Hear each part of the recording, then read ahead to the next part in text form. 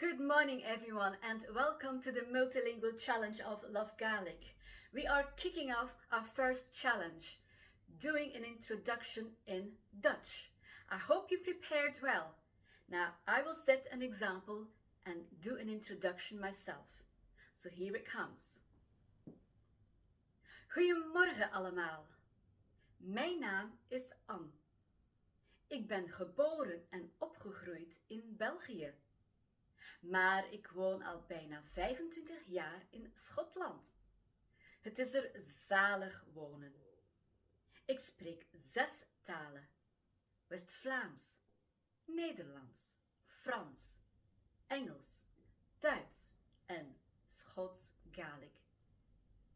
Ik ben pas begonnen met Koreaans te leren, gewoon uit interesse voor de cultuur. Dank u wel voor het luisteren. Now it's your turn. Put your introduction in the comments below.